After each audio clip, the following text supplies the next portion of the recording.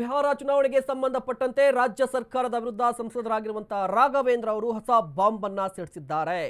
ಬಿಹಾರ ಚುನಾವಣೆಗೆ count down ಶುರುವಾಗಿದೆ. ಮತ್ತೊಂದು ಕಡೆ ಆ ಚುನಾವಣೆಗೆ ರಾಜ್ಯದಿಂದ ಹಣ ವರ್ಗಾವಣೆ ಆಗ್ತಾ ಇದೆಯಂತೆ. ಇದು ರಾಜ್ಯ ಸರ್ಕಾರದ ವಿರುದ್ಧ ಬಿವೈ ರಾಘವೇಂದ್ರ ಹೊಸ ಬಾಂಬ್. ಸರ್ಕಾರಿ ಅಧಿಕಾರಿಗಳಿಂದ ರಾಜ್ಯದ ಹಣ ಲೂಟಿ ಆಗ್ತಾ ಇದೆ.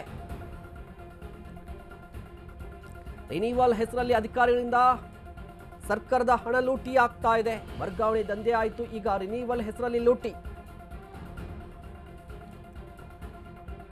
ಅಧಿಕಾರಿಗಳ ಮೂಲಕ ಹಣವನ್ನ ಲೂಟಿ ಮಾಡ್ತಾ ಇದ್ದಾರೆ ಸಚಿವರು.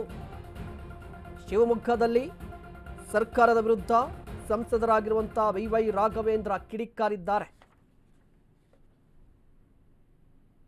ರಿನಿವಲ್ ಅಂತ ಹೇಳಿ ಇವನ್ ಇನ್ನ ಚಿತ್ತಾಪುರದ ಘಟನೆನೂ ಅಷ್ಟೇ ಹೇಳಿದ್ದಾರೆ. MLA ಅವರು ಗುತ್ತೇದಾರ್ ಅವರು ದೀಪಾವಳಿ ಪ್ರಯುಕ್ತ ನನ್ನ ಆಫೀಸನ್ನ ಚೊಕ್ ಮಾಡುವಂತ ಪ್ರಯತ್ನದಲ್ಲಿ ಮಾಡಿದವ್ರಿಗೆ ಯಾವುದೇ ದುರುದ್ದೇಶ ಇಲ್ಲ ಅಂತ ಹೇಳಿ ಏನೋ ಒಂದು ಬಿಹಾರ್ ಎಲೆಕ್ಷನ್ ನಡೀತಿದೆ, ಅಲ್ಲ ಅವ್ರು ರಾಹುಲ್ ಗಾಂಧಿ ಅವ್ರ ಪಾದಯಾತ್ರೆ ಪ್ರವಾಸ ಮಾಡ್ತಾರೆ, ಅದಕ್ಕೆ ಪೂರಕವಾದಂತ ಇಲ್ಲಿಂದ ದಾಖಲೆ ಹುಡ್ಕೊಳ್ಳಿಕ್ಕೆ ಹೈಕಮಾಂಡ್ ಹೇಳಿದೆ ಅನ್ನೋ ಗೊತ್ತಿಲ್ಲ.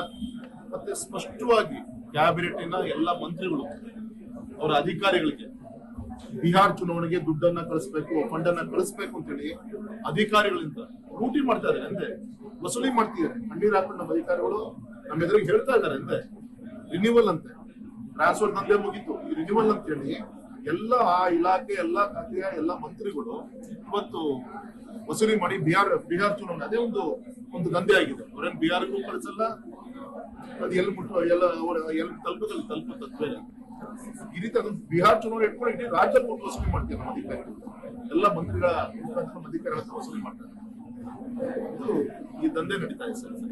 ಇವನ್ ಇನ್ನ ಚಿತ್ತಾಪುರದ ಘಟನೆನೂ ಅಷ್ಟೇ ಹೇಳಿದ್ದಾರೆ MLA ಅವರು ಗುತ್ತೇದಾರ್ ಅವರು ದೀಪಾವಳಿ ಪ್ರಯುಕ್ತ ನನ್ನ